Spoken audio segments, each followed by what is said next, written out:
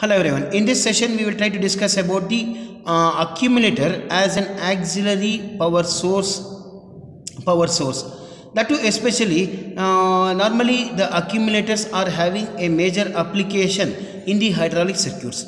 The accumulators are used to store the oil, and the same is delivered by the pump during the portion of the working cycle when there is a leakage, or if there is any shock absorbers or something like that.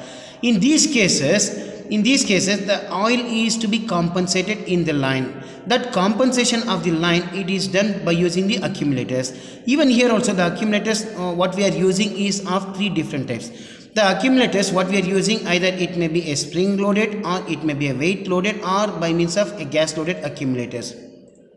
The pump charges the accumulator and the system until the maximum pressure is set and the pressure switch is on. Now the accumulator then supplies the leakage of the oil to the system during the what we can say the long period, or it may be at the loading period. Now here when the four-way valves is manually activated, the oil flows from the accumulator to the blank end of the cylinder. This extent of the piston until it reaches to the end of the stroke. When the cylinder is in fully extended position, the accumulator is being charged. The four-way valves is then deactivated for retracting of the cylinder. Oil flows from both the pump and as well as the accumulator to retract the cylinder rapidly. Now this is a simple circuit diagram, shows the what we can say the use of the accumulator and also the check valve. From the left to right I will start explaining the hydraulic circuit diagram. The lower portion is nothing but the tank, or which is nothing but a filter. The filter is in turn connected to a pump. This one is a pump. The pump is in turn connected to the what we can say the motor, and after the motor this portion is nothing but the relief valve. The relief valve is in turn connected to the check valve. From the check valve in turn it is connected to the what we can say the accumulator. Through the accumulator it has been connected to the what we can say the DCV valve. Through the DCV valve it is connected to the what we can say the actuator. This is a simple diagram by using the accumulator as a accumulator in the circuit. The next topic what we are discussing is accumulator uses, that too especially in the case of the leakage compensator and also the hydraulic shock absorber. The first what we are discussing is the accumulator as a leakage compensator. As you know that any circuit line when the hydraulic is heated, or due to the wear and tear, or due to the what we can say the service life, there may be a chances of leakages.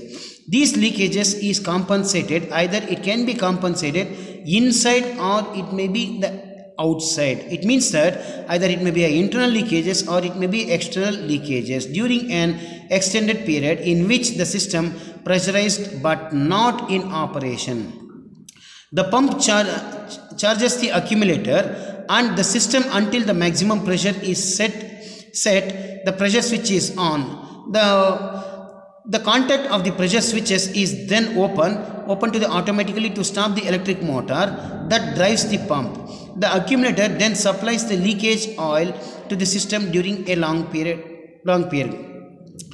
Finally, when the system pressure drops the minimum pressure setting of the what we can say the pressure switches, it closes the electrical circuit of the motor until the system gets recharged.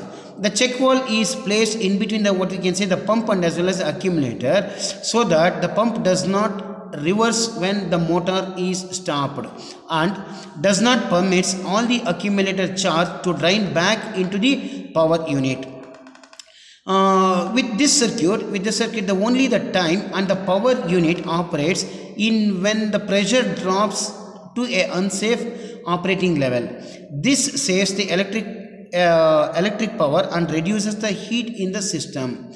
See, the schematic diagram shows the what we can say the accumulator is used as a accumulator is used as a leakage compensator. With respect to the schematic diagram, I will start explaining from the bottom to the top. In the lower portion, which is nothing but a tank, the tank is in turn connected with the filter. The filter, from the filter, it is connected to the pump. The pump is in turn connected to the, what we can say, the motor, electric motor, and then afterwards it is connected by means of a relief valve. The relief valve is in turn connected to the, what we can say, the DCV valve. This DCV valve is in turn connected to the, what we can say, the piston end, where the forward stroke is taking place. Once if the forward stroke is taking place, the oil which is there in the, what we can say, at the rod end is moved into the, what we can say, the accumulator, and it is not passing back to the DCV valve. Why it is not passing back to the DCV valve means, in between the DCV valve and as well as the accumulator, the check valve is placed. The accumulator, in the accumulator only the oil is stored. When there is required, the same, what we can say, the oil, it can be used for the further applications. The accumulator, it can also be used as a shock absorber. Now here the hydraulic shocks is caused because of the sudden stoppages or deceleration, or because of the sudden drop in the load. See, these are all the problems normally which is caused. Either it may be a circuit problem, or a sudden release in the load, or there may be a damage in the, what we can say, in the circuit or something like that.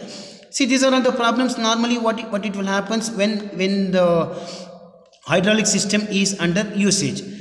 The hydraulic shocks can cause us the relatively a high velocity in the pipeline. This high velocity, what it has been created, rapidly closing a valve, creating a compression waves. These compression waves travels at a speed of the sound of the upstream to the end of the pipe and the back again to close the valve, which causes the increase in pressure. Because of this increase in pressure, there may be a chances of damage in the hose pipes, or it may be in the lines, or it may be in the pump, or it may be in the relief valve, or it may be in the direction valve. As we know that these are all the what we can elements what we are using in the circuits. To avoid these damages, the resulting rapid pressure pulsation or the high pressure surge may causes a damage in the hydraulic system components.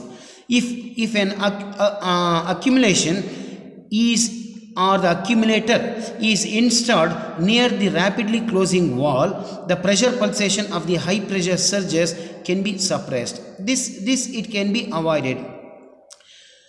The schematic diagram shows the accumulator as a hydraulic shock absorber. Here in this case, from the left to right, I will start explaining with respect to the circuit diagram. The lower portion is nothing but a tank.